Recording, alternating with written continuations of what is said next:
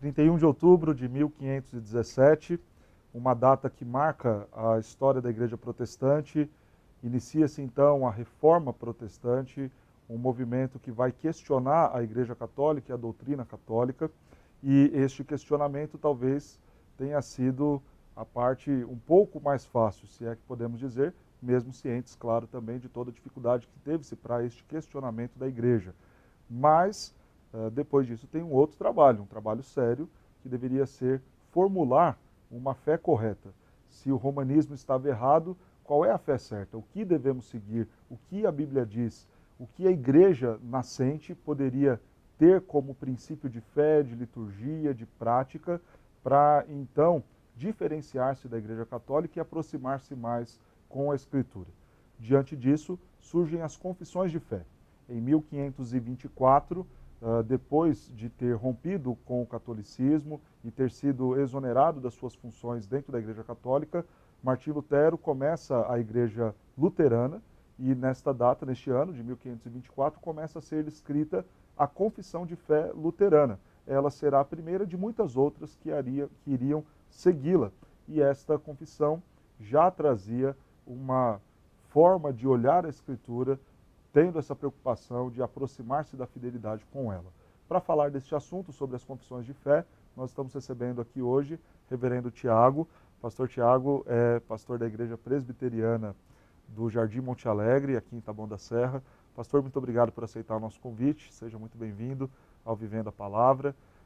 Pastor, fale um pouco da sua igreja, do seu rebanho. Conta pra gente aí onde vocês ficam, horário de cultos. Eu que agradeço o convite, pastor, a oportunidade de estar aqui contigo. Uma honra para mim, um privilégio. A nossa igreja fica em Taboão da Serra, em frente ao Parque das Hortênsias. Então, a Rua Santo Antônio de Pádua, número 100. Qualquer cidadão ali de Taboão que você perguntar onde fica o Parque das Hortênsias vai saber informá-lo e, consequentemente, quem procurar a nossa igreja com essa referência vai achá-la facilmente. E os cultos são aos domingos, às 9 horas da manhã, 18h30, e às quartas-feiras, às 20 horas. Então, quero convidar toda a sua audiência aí que quiser conhecer a nossa igreja e adorar a Deus junto conosco, que se sintam à vontade. Pastor, para o público leigo, então, o que é a confissão, uma confissão de fé? Nós falamos na apresentação que são documentos importantes para a igreja e vão tratar de assuntos doutrinários, mas o que é uma confissão de fé? Sim, legal. Eu trouxe até aqui a minha confissão de fé, que não a autoria de fé não de minha autoria, mas essa confissão de fé aqui eu ganhei de um dos pastores que eu tive, o reverendo Lucas Apolinário, e ele me deu essa confissão em 2005, de presente. E a confissão de fé, as confissões de fé, elas são justamente, como o senhor abriu o programa dizendo, documentos em que a igreja, o povo de Deus, uma determinada denominação, uma comunidade cristã, ela declara aquilo que ela acredita. As confissões de fé são interpretações das Escrituras Sagradas. Então, de maneira prática, servos de Deus do passado, principalmente, quando nós falamos dessas confissões de fé reformadas, eles se levantaram para dar respostas aos questionamentos da sociedade, do povo de Deus. E então, de maneira resumida, nós temos nas confissões de fé aquilo que a igreja acredita através da Bíblia. É uma síntese teológica dos principais assuntos da Bíblia ali. Justamente. Então, você vai encontrar nas confissões de fé esse resumo das doutrinas bíblicas de maneira fácil, de maneira prática, porque as confissões de fé, elas tinham e têm o propósito de ensinar principalmente os membros da igreja, as famílias da igreja, né? Então, de fácil acesso, de uma leitura descomplicada, simples e com base bíblica. Então a Reforma Protestante ela surge defendendo que a Bíblia é a nossa única regra de fé e prática. E as confissões, então, elas vão nos dar essa diretriz acerca das doutrinas bíblicas. Por exemplo, o que a Igreja Reformada acredita em relação ao ser de Deus. Você vai encontrar aqui os textos bíblicos que falam da pessoa de Deus, do Espírito Santo, de Jesus Cristo. Qual é a visão da Igreja Reformada acerca do governo, né? Do magistrado, acerca da família, enfim, então todas os questionamentos que naturalmente surgem na vida da igreja, tanto internamente, questionamentos que a própria igreja levanta e precisa respondê-los, ou até mesmo para responder questionamentos que vêm de fora para dentro. As confissões de fé, elas surgem também, pastor, para responder ataques à doutrina bíblica. Então, em toda a história da igreja, a palavra de Deus, as verdades das Escrituras, elas foram atacadas, né? Continuam sendo e vai ser assim. A gente sempre tem que... os nossos pais no passado tiveram que responder a esses ataques, nós temos que respondê-los hoje, amanhã as pessoas também terão que respondê-los. Até a volta de Cristo será assim. Então, as confissões elas surgem como uma resposta contra-atacando esses ataques às doutrinas bíblicas ou esclarecendo a doutrina reformada, a visão reformada nesse sentido. Um dos problemas que havia na Igreja Católica era colocar em pé de igualdade as decisões dos concílios da Igreja e a própria Escritura. Tanto que um dos pilares da reforma é sola Escritura, somente a Escritura, justamente por conta deste problema. O catolicismo, as decisões, as resoluções dos papas e dos seus concílios colocavam em pé de igualdade essas resoluções à Bíblia. Isso acontece nas igrejas reformadas em relação às suas confissões? Qual é a relação de autoridade, Bíblia e confissão de fé, de cada uma das denominações e das igrejas que foram adotando elas? A autoridade é totalmente das Escrituras. Escritura em primeiro lugar. A Escritura em primeiro lugar. Aliás, as confissões de fé, elas são, na verdade, elas não são novas doutrinas ou doutrinas que não são encontradas na Bíblia. Nós podemos dizer que, na verdade, as confissões, elas são a sistematização das doutrinas bíblicas, a organização. Então, os teólogos da época, eles reunidos em concílios, eles organizaram as doutrinas bíblicas e o conteúdo das confissões é totalmente escriturístico. É óbvio que quando a gente fala de confissões, nós estamos falando da interpretação que homens estão dando às Escrituras. Nesse sentido, nós sabemos que as nossas interpretações, elas são falhas, né? Nós podemos falhar interpretando as Escrituras, mas nós cremos no auxílio do Espírito Santo, que nos capacita a interpretarmos as Escrituras da maneira correta. Então, o viés das confissões é que a própria Escritura, em assuntos complicados, polêmicos, a própria Escritura é que interpreta a Escritura. Então, o que nós temos aqui não é uma autoridade em pé de igualdade com a Bíblia, né? Como nós vemos em algumas outras religiões, e o senhor citou aí a Igreja Católica. Não, as Escrituras, elas são a nossa única regra de fé e prática. E eu vejo as confissões de fé como essa sistematização das doutrinas. Elas vão auxiliar uma compreensão melhor da Escritura. Quer ver um exemplo nesse sentido? Nós fazemos parte de um instituto bíblico damos aulas no Instituto Bíblico, e surgiu um assunto, digamos que polêmico, em uma das aulas que eu estava dando lá, porque o questionamento que os alunos fizeram foi o seguinte: é possível um crente se desviar, né, sair dos caminhos de Deus? Se ele é crente, ele sai dos caminhos de Deus? Ou se ele sai dos caminhos de Deus é porque ele nunca foi crente? Então foi um assunto que gerou uma certa polêmica. E eu, como professor, eu fui até as confissões reformadas primeiramente para me auxiliar no sentido, o que as escrituras falam sobre isso? Porque aqui está, você pega aqui, por exemplo, numa confissão como essa que eu tenho em mãos, tem lá um capítulo falando só sobre a salvação. E ali você vai encontrar os textos bíblicos.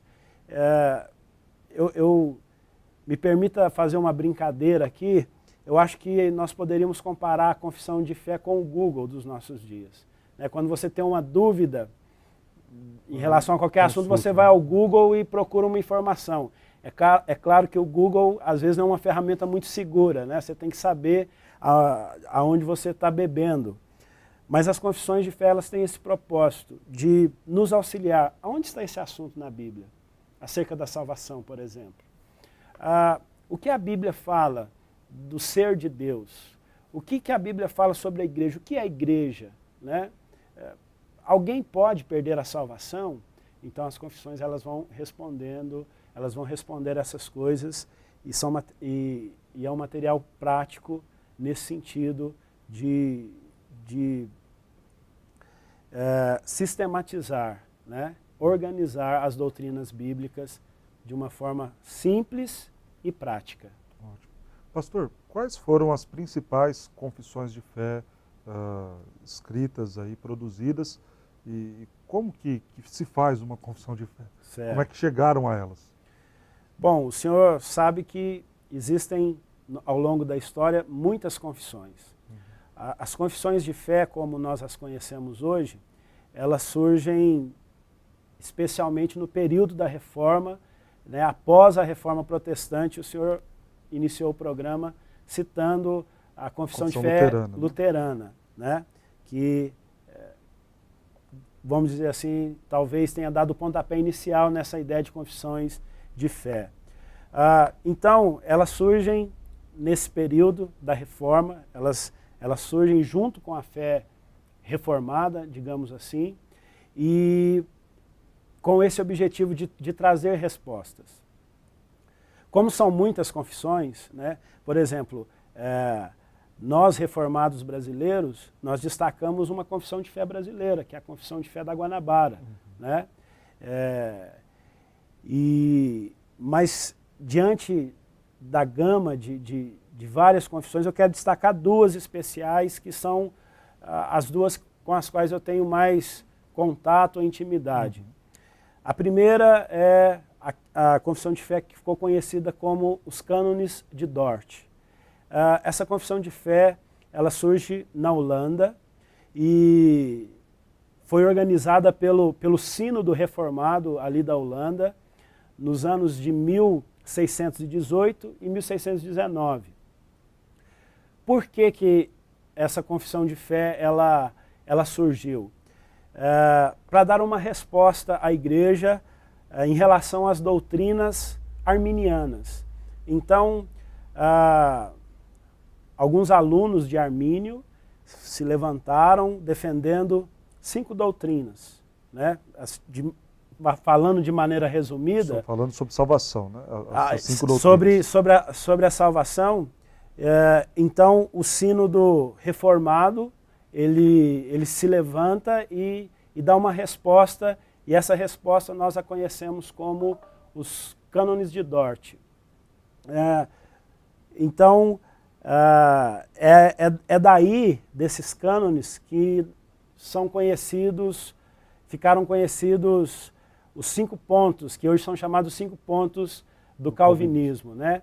Que são o seguinte: eleição incondicional. Por que eleição incondicional? Porque na visão arminiana, contrariando a visão reformada, a eleição ela é condicional, ela está condicionada vamos dizer assim, ao pré-conhecimento de Deus em relação à sua fé e tal. Né? A expiação é limitada. Os reformados defendem essa doutrina em resposta ao pensamento arminiano da expiação ilimitada. Né? Então o reformado vai dizer, não, Jesus Cristo morreu para os eleitos, né? Pelos eleitos. Ele não morreu por todos os homens. A obra dele foi focalizada em alcançar os eleitos. Outra questão que surge dentro desses 5 pontos é a graça irresistível. O pensamento arminiano diz que a graça pode ser resistida. Né? Esse convite à salvação, esse chamado à salvação, no pensamento arminiano o homem pode dizer não para esse convite. Então os sínodos de Dort, eles surgem nesse sentido para responder, não, quando Deus chama é irresistível. Quando Deus chama, não tem como o homem dizer não ao chamado de Deus. Aí o outro ponto que surge é o ponto da depravação total. Os reformados vão dizer a questão de que o ser humano é pecador. A depravação total vai dizer, é impossível o homem, pelos seus méritos, pela sua obra, sua própria força, chegar até Deus, ser salvo. E por quê? Porque os arminianos eles vão dizer o seguinte,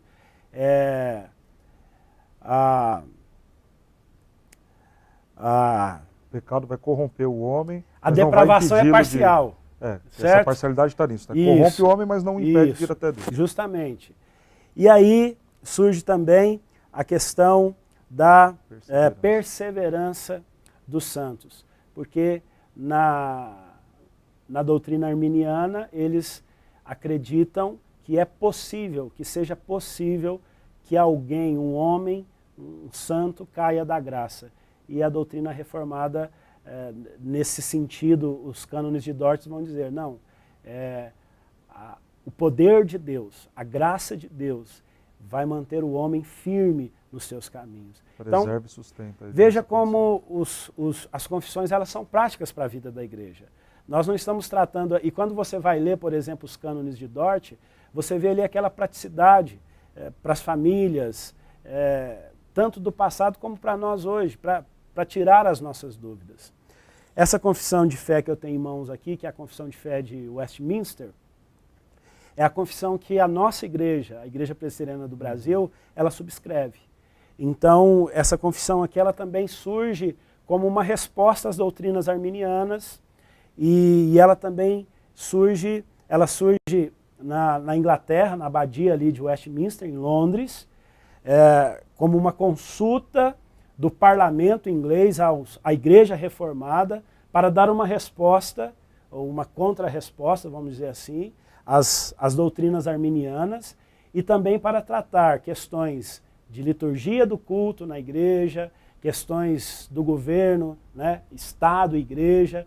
A gente sabe que na Idade Média essa questão de igreja e Estado era muito forte, muito ligado. Então a Igreja Reformada precisava dar uma resposta e surge então em 1643 até o ano de 1649, mais de 100 teólogos, se eu não estou enganado, 120 teólogos, renomados ali daquele país, eles se reúnem para interpretar as Escrituras e responder perguntas, né, como a gente disse no início do programa. Então, desse concílio que aconteceu de 1643 a 1649, surgiu o que eu tenho nas minhas mãos hoje, a Confissão de Fé de Westminster. Então, basicamente, é assim que surgiram essas duas confissões. Pastor, qual a importância desses documentos na igreja hoje? É de extrema importância. Assim como foi no passado, as confissões, o senhor veja que eu acabei de citar um exemplo meu de utilizar a confissão de fé em sala de aula, né?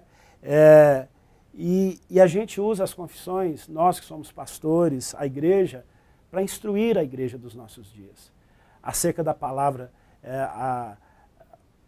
acerca da vontade de Deus. As confissões são importantes para nós darmos uma resposta à sociedade, aos questionamentos da sociedade, aos questionamentos da igreja, para tirarmos as dúvidas do povo, dos homens.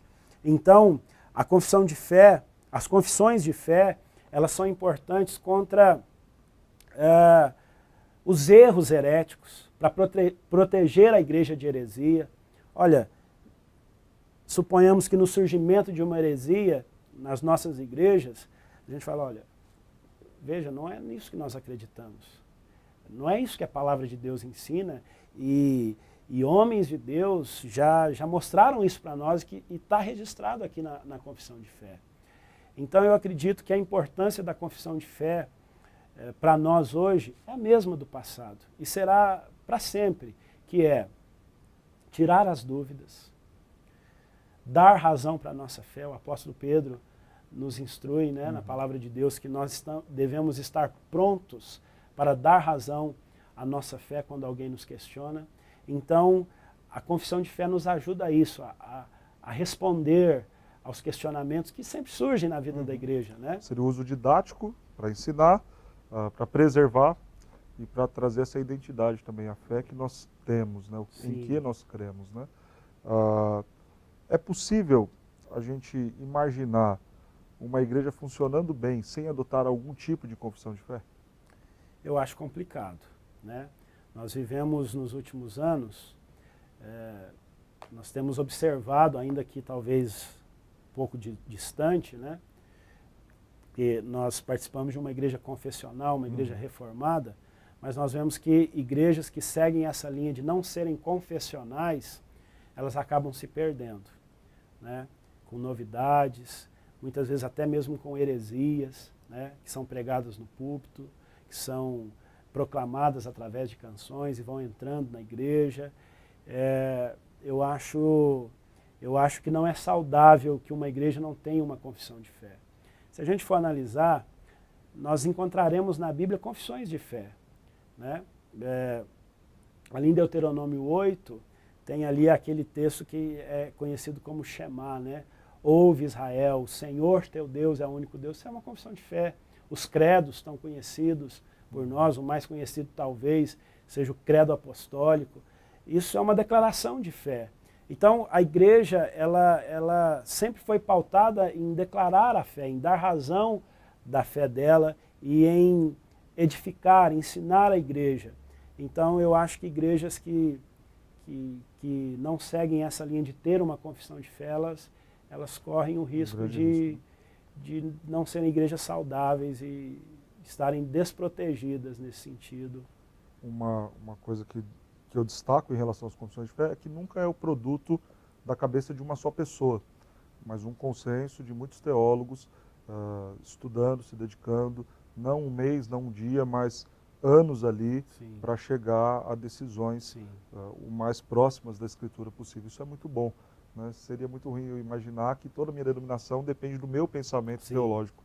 Não, são homens de Deus lutando para que a igreja seja o mais fiel à Escritura. Pastor, para nós encerrarmos, se nós fôssemos imaginar uma confissão de fé hoje, para os nossos dias, para o nosso país, quais seriam os temas que o pastor colocaria e abordaria nessa confissão?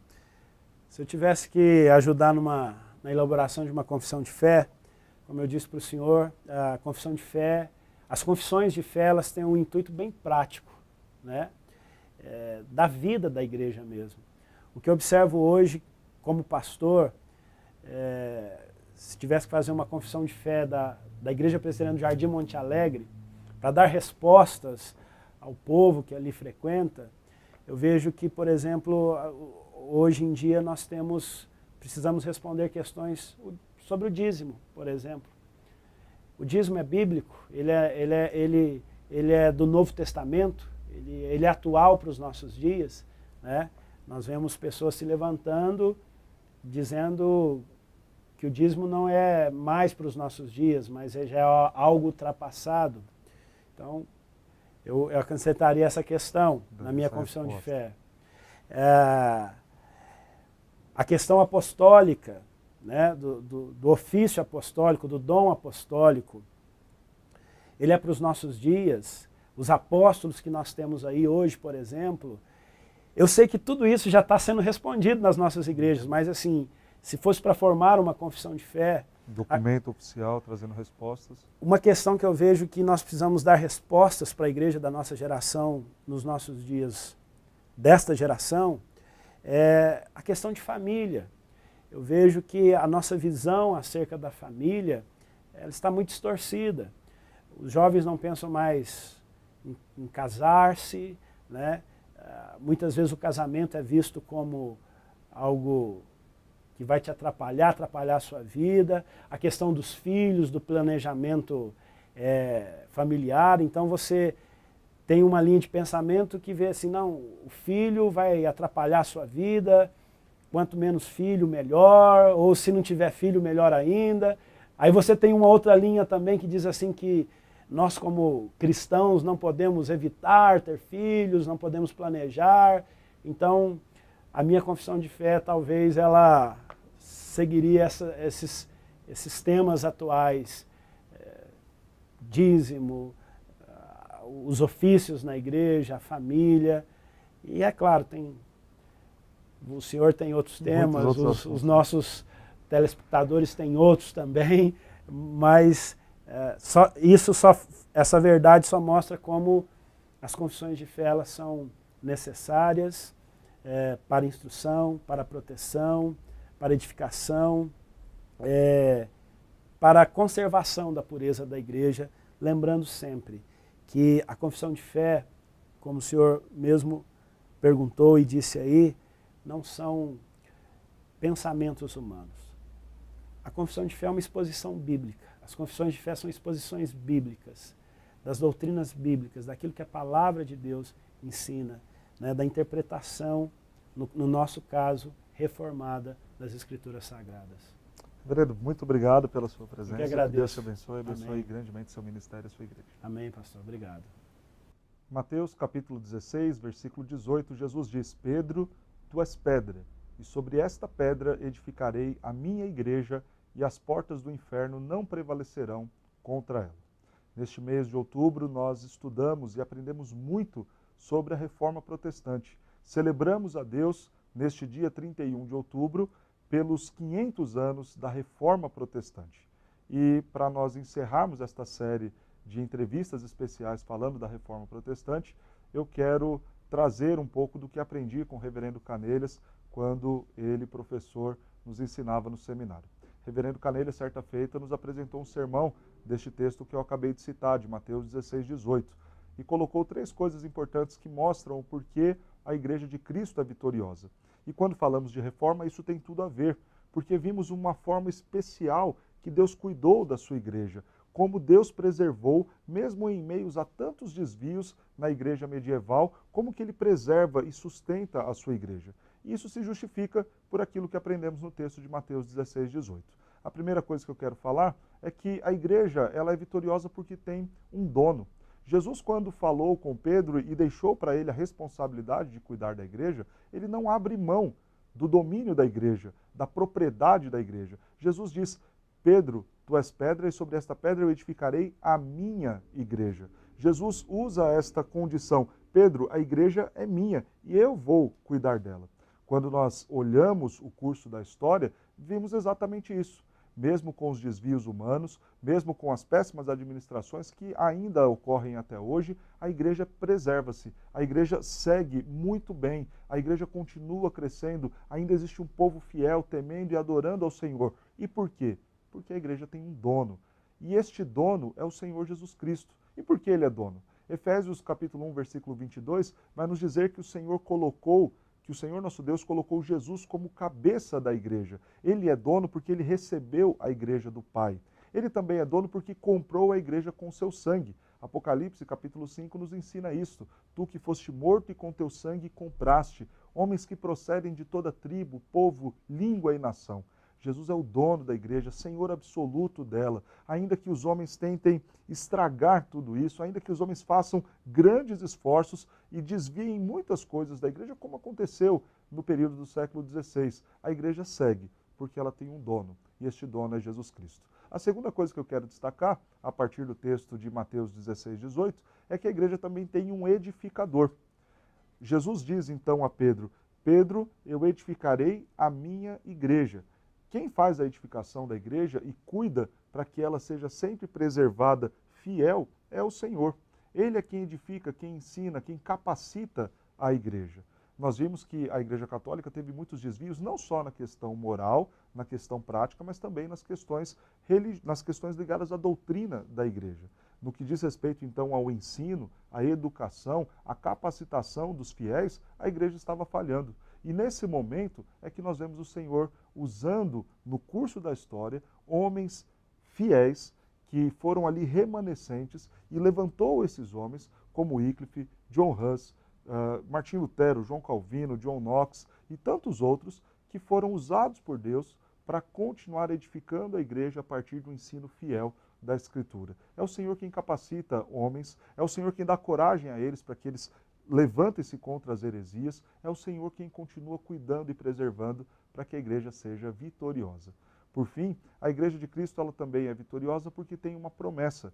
E Jesus diz a Pedro: as portas do inferno não prevalecerão contra a igreja de Cristo Jesus. É claro que todos os problemas do catolicismo tinham por trás a ação de Satanás. Satanás queria ver a destruição da igreja, queria ver o desvio do povo, queria cada vez mais que as pessoas não amassem ao Senhor e se distanciassem da palavra. Isso é uma realidade.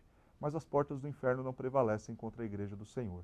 Ainda que Satanás se levante contra a igreja continua crescendo, indo bem, alcançando novos países, chegando em novas pessoas para que eles ouçam o evangelho de Cristo Jesus. A igreja continua firme, cumprindo o seu dever, a sua missão de anunciar Cristo Jesus às nações. Tudo isso mostra o quanto o Senhor nosso Deus deve ser louvado e exaltado nesses 500 anos de reforma protestante, porque Ele é o grande responsável. Se nós podemos celebrar uma igreja vitoriosa, só o podemos fazer, porque o Senhor Jesus Cristo é o dono, o Senhor Jesus Cristo é o edificador e o Senhor Jesus Cristo é quem dá uma promessa a esta igreja que é vitoriosa. Vamos celebrar juntos ao nosso Deus pelos 500 anos da reforma e vamos ter para nós, para a nossa geração, esse grande desafio de continuar lutando para a preservação desta igreja, contando sempre, claro, com a soberana ação do nosso Deus e que Ele nos use para fazermos este trabalho. Que Deus nos abençoe.